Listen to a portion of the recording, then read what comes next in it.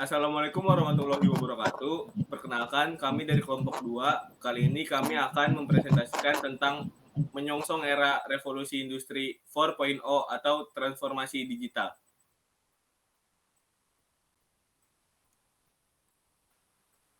Sebelumnya perkenalkan, nama saya Arifin Salam. Saya Muhammad Arif Budiman. Saya Muhammad Dafar Ramadhani. Saya Zaskia Zaliana. Saya Atep Saipullah.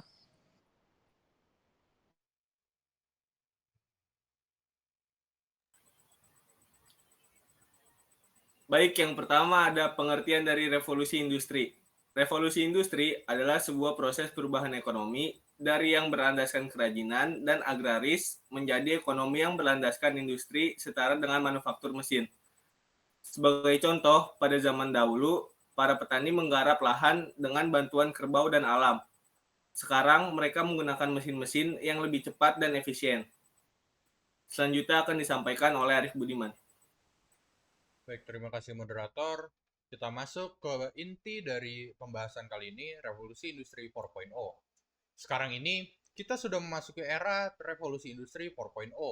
Revolusi industri 4.0 adalah integrasi dunia fisik dan digital melalui teknologi seperti Internet of Things atau yang disingkat IoT, lalu kecerdasan buatan atau Artificial Intelligence yang disingkat AI, lalu ada Big Data dan otomatisasi.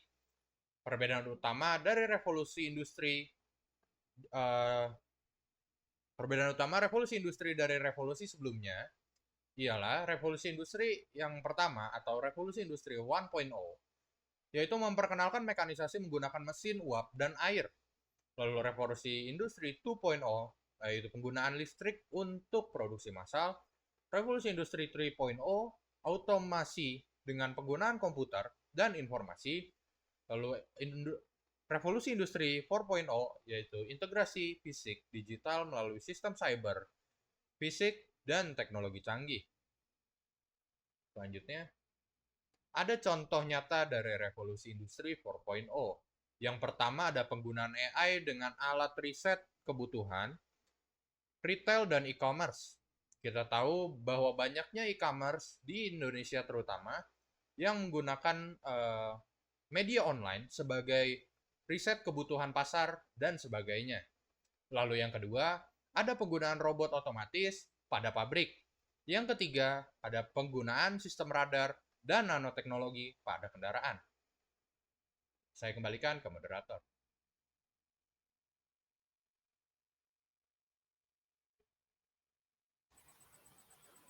Baik, selanjutnya akan disampaikan oleh Zaskia dan Atep. Baik, terima kasih moderator. Mengapa transformasi digital penting? Transformasi digital memberikan peranan penting bagi bisnis karena manfaat dan keuntungan signifikan yang dapat diperoleh. Di antaranya, meningkatkan efisiensi operasional dan produktivitas.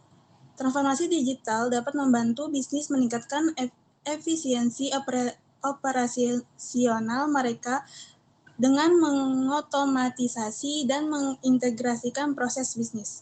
Selanjutnya, meningkatkan pengalaman pelanggan. Transformasi digital dapat membantu bisnis memberikan pengalaman pelanggan yang lebih baik dengan memberikan layanan yang lebih cepat, lebih responsif, dan lebih personal. Selanjutnya, meningkatkan inovasi produk dan layanan. Transformasi digital dapat membantu bisnis mengembangkan produk dan layanan baru dengan memanfaatkan teknologi baru seperti kecerdasan buatan AI dan Internet of Things atau IoT.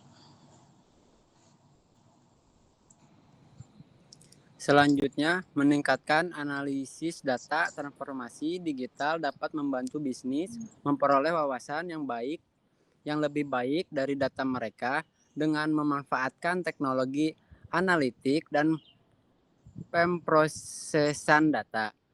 Selanjutnya, meningkatkan kolaborasi. Transformasi digital dapat membantu bisnis meningkatkan kolaborasi dan komunikasi antar karyawan dan departemen dengan memanfaatkan teknologi seperti aplikasi berbasis cloud dan alat kolaborasi.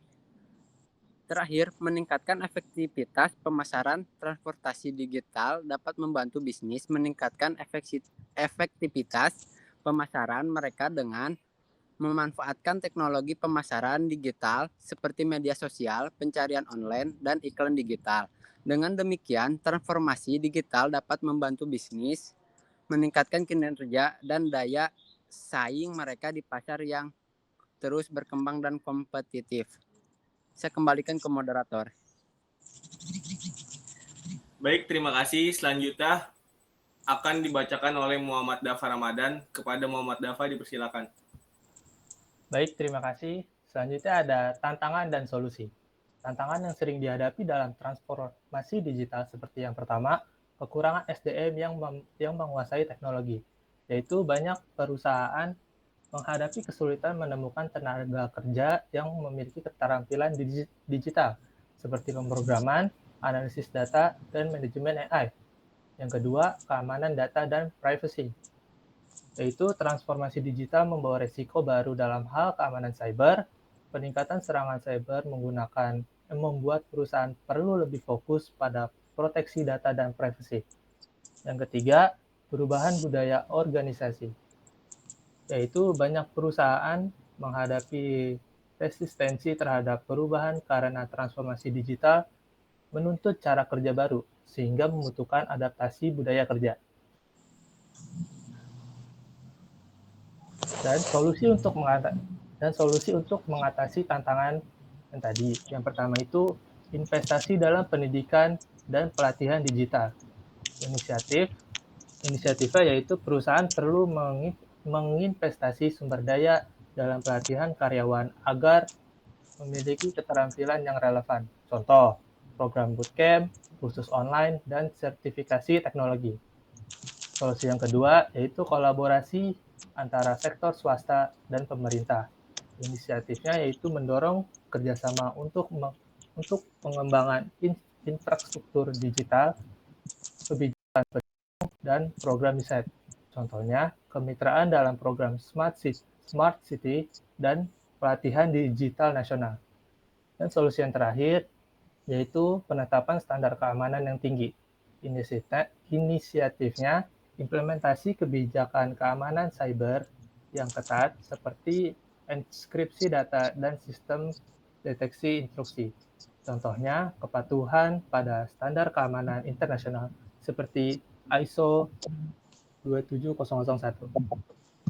Saya kembalikan ke moderator. Terima kasih.